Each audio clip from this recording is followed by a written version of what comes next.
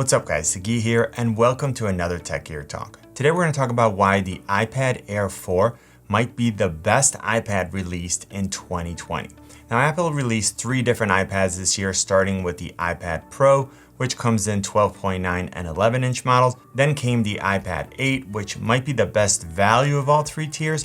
And then finally, we got the iPad Air 4. So let's take a look at all the new features that make the iPad Air 4 such a powerful device. And there's actually a lot to look at here, which isn't always the case with every Apple iteration. So the iPad 8, for example, has a significant performance improvement over the iPad 7, but essentially the processing power is the only major upgrade that we saw. So if you're happy with the performance of your iPad 7, there isn't really a reason to upgrade to the 8. But this isn't really the case with the iPad Air 4. True, we are getting a major improvement in performance and certainly rivaling and potentially exceeding what we're getting with the iPad Pro. And expect to see that comparison very soon. But on top of that, we're also getting an all-new design, new size, new compatibility in terms of accessories, a better camera, upgraded connectivity, a high resolution display, new Touch ID functionality, and better audio. So let's go. I want to start out by talking about the design because that's probably the first thing that you'll notice when you check out the iPad Air 4. If you're familiar with the iPad Pro, you'll immediately notice the similarities to the point where looking at the front of the device, many users may not be able to tell the difference between the iPad Air 4 and the iPad Pro 11 inches. We're getting the same nearly all-screen display with much smaller bezels when compared with the previous model iPad Air. And we also have the flat edge-to-edge design that we have with the iPad Pro and the newly released iPhone 12. As far as colors, it's available in silver, space gray, rose gold, green, and blue sky, which is the one that I got. And I love that Apple is having fun with colors this year in both the iPad Air 4 and the iPhone 12. The classic silver and space gray are always nice, but let's throw in a little splash of color every once in a while to change things up. And let me know in the comment section, are you as strict like silver, space gray, white, or black with your devices, or are you considering a different color this year? Now continuing with the design changes, Apple removed the home button and we're getting the new Touch ID fingerprint sensor, which was moved to the top button. So we're still getting biometric security with a one-touch activate and unlock. And you can also use this feature to make purchases and for other functions that require authentication. There's no Face ID on the iPad Air 4. That's a feature that's been reserved for the iPad Pro since it's powered by its true depth camera, which is used for facial recognition. Now, as far as ports, the iPad Air 4 now uses USB-C for faster charging and for attaching accessories. This is another similarity with the iPad Pro and an upgrade over the iPad Air 3 with a faster and more versatile connector. Now, Apple included a 20-watt USB-C adapter with the iPad Air 4, which is a tad more powerful than the 18-watt adapter included with the iPad Pro and infinitely more powerful than the no adapter included with the iPhone 12. We're also getting Apple's smart connector, which opens the door to some more powerful accessories, which I'll talk about later on in this video. But since I brought up connectors, we are looking at upgraded Wi-Fi 6 connectivity with faster maximum speeds than the iPad Air 3 and similar to what we're getting with the iPad Pro. Now, if you opt for the cellular model, you'll be happy to know that you're now getting up to 60% faster LTE speeds. And then finally, when it comes to Bluetooth, we're getting Bluetooth 5.0, but that's the same on all 3 models. Now, moving on to the display, we're looking at a beautiful liquid retina display versus a retina display on the iPad Air 3. It's also slightly larger and has a higher resolution than the previous model at 10.9 inches and 2360 by 1640, versus 10.5 inches and 2224 by 1668. Now both the iPad Air 4 and 3 have a fully laminated display with a maximum brightness of 500 nits, a fingerprint resistant coating, and an anti-reflective coating, so you'll be able to use it in brighter conditions. Both support DCI-P3, which is a wider color gamut and offers a ton more variations of each color, and they both offer Apple's True Tone functionality. And that's where sensors measure the color of the ambient light in your specific environment, and then they ensure that white always appears to be white on the display. As a quick comparison, the iPad Pro 11 inches is just a tad bigger at 11 inches and has an ever so slightly larger resolution at 2388 by 1668, but is 20% brighter at 600 nits. It also has the advantage of being the only 120Hz ProMotion display with smoother graphics due to the higher refresh rate, but I'll cover that in my more detailed comparison. As far as performance, the iPad Air 4 was the first device to announce that it's getting the new 5nm process A14 Bionic chip. The iPhone 12, which debuted in a later event, is actually being released first, so it's the first device people will actually get to use with this new chip. It's got a 64-bit architecture, a new 6-core CPU with 4 high-efficiency cores and 2 high-performance cores, which to you means better performance and lower power consumption. So you're getting an even more powerful device that isn't using up the battery faster. So when comparing the iPad Air 3 to the Air 4, we're seeing a 40% increase in CPU performance, 30% faster graphics, machine learning that's twice as fast, but we're still getting the same 10-hour battery life. So this doesn't just mean that the iPad Air can be more responsive, apps can start and run faster, and that process-hungry tasks like 4K video editing are now really a reality. It also means that app developers can now push the envelope and create even more powerful mobile apps and games. And if you're curious whether the iPad Air 4 with the A14 Bionic chip is more powerful than the iPad Pro with the A12Z Bionic chip, make sure you check out my follow-up video. Now moving on to audio, the iPad 4 has a pair of stereo speakers which give you stereo audio when you're watching content or playing games in landscape mode. It's not quite the quad speaker setup that we get with the iPad Pro, but this isn't an area where I've ever felt the iPad was lacking. And I don't really consider that to be a big differentiator. Also, when I want the best audio, I'm going to use over-the-head headphones. So for how I use my iPad, this wouldn't really be a reason to go with the Pro model. Now, before I move on to cameras, which I know a lot of you are interested in, if you like what you've seen so far, let me know by giving this video a thumbs up.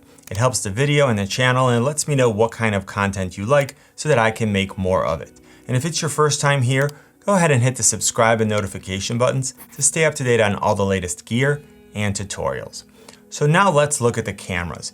And there are two schools of thought here. Some people don't really care about the camera setup because they tend to use their phone for photography and video rather than a tablet, and I get that perspective. I'm also a big camera nerd and I have lots of mirrorless cameras and cinema cameras, so for me, the iPad isn't going to be a primary capture device. I also know that there are a lot of people who use their tablets to take pictures, record content, and definitely for video calls. So I think having a better camera is always a bonus. Now, being able to capture great video and audio, then edit and publish all on one device is super convenient. And while I edit on my computer, if I have to make a choice between editing on my phone or a tablet, I'm always going to choose the larger screen. So back to the iPad Air 4, the rear-facing camera has been upgraded from an 8-megapixel camera on the iPad Air 3 to 12 megapixels. This will give you sharper and more detailed high-resolution images. We're also getting a wider aperture of f1.8 versus f2.4, and this wider aperture lets more light onto the sensor and improves the low-light capabilities of the camera. Now, this means that you'll get better images with less noise when you're shooting in low light. It also means that the camera will have an easier time focusing in less light because it can see better. Now finally, we're also getting additional stability with the iPad Air 4, which now offers live photos with image stabilization. Now moving on to video, we can record 4K in 24, 30, and 60 frames per second versus only 1080p at 30 frames per second on the iPad 3. If you're not familiar with exactly what that means, 4K is 4 times the resolution of 1080p. So you're getting sharper and more detailed footage. Now having more frame rate options like 24, 30, and 60 frames per second means that you have more control over what your footage looks like. So 24 frames per second is what they use for movies. It's a more cinematic look. And 60 frames per second will give you that super crisp, sharp, lifelike footage. And 30 frames per second is somewhere in the middle. And just to give you a point of reference, this video was shot at 30 frames per second.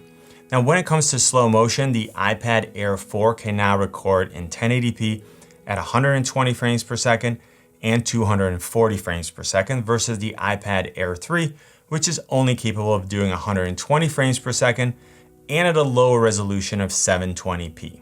So when it comes to both photography and video, the iPad Air 4 beats out the iPad Air 3 in essentially every category.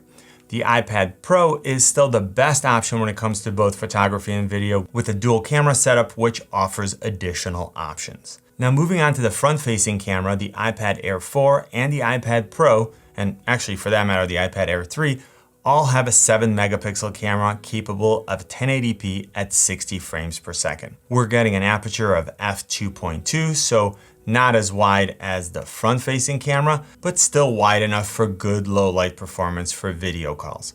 One advantage of the iPad Pro is that it has a true depth camera, which as I mentioned earlier, allows for Face ID, and in addition to that, we get portrait mode and lighting on the front-facing camera. Now finally, both the iPad Air 4 and the iPad Pro now use Smart HDR for photos and video on all their cameras, which is an improvement over the Auto HDR on the older model. Now with all this performance, let's quickly discuss the battery. And I talked about this a little bit when I was talking about the chip, but even though we're getting improved performance, the new chip also has improved power consumption. So we're getting 10 hours of battery life for surfing the web on Wi-Fi and 9 hours when using cellular data. Now this is the same battery life that we saw on the iPad Pro and the iPad Air 3, so this isn't really a differentiator. Where we do start seeing some additional upgrades over older models is with accessories. Like the iPad Pro, the iPad Air 4 is now compatible with the 2nd generation Apple Pencil. I can tell you that I really enjoy using a fully laminated display with the Apple Pencil because there's no issue with parallax due to the air gap, and you really feel like you're writing or drawing right on the surface. Now both the iPad Air 4 and the iPad Pro also able to use the Magic Keyboard and the Smart Keyboard Folio due to their smart connector, whereas the older iPad Air 3 can only use the Smart Keyboard. Now of course there are some additional options from third-party manufacturers for both stylus and keyboards, if you don't intend on using only Apple accessories. And I'll link to some of my favorites in the description in case you want to check out some more affordable options. Now, before we get to the conclusion, let's talk about the price and storage. The iPad Air 4 comes in a 64 gig model for $599 and a 256 gig model for $749. Now, which model is right for you will depend on what you plan on doing with your iPad Air 4 and whether you tend to mostly consume streamable content or work off larger files that must be stored locally, for example, image and video files. And I'll cover this in a more detailed, dedicated future video. So is the iPad Air 4 the best iPad of 2020? You could certainly make that argument. It's more powerful than the iPad 8, has a fully laminated display, a more powerful imaging system, better audio, a USB-C port, and a more sleek design. Now, when compared with the iPad Pro still has some advantages with the camera system, larger storage capacity, an option for an even larger screen, and a 120 ProMotion display with smoother graphics due to the higher refresh rate. Now, when we're talking about sheer performance, that still remains to be seen, but I'm curious to know if there's even enough of a difference for that to actually be a deciding factor for most users. Now, I really hope I was able to give you a good overview of the value of the iPad Air 4. And if I did, please let me know by giving this video a thumbs up, tweet it, share it, and if you haven't yet, join the community by hitting the subscribe and notification buttons. You can always find me on Instagram, Twitter, and Facebook at Tech Gear Talk. You know what I always say, buy it nice or buy it twice. Good luck and see you soon.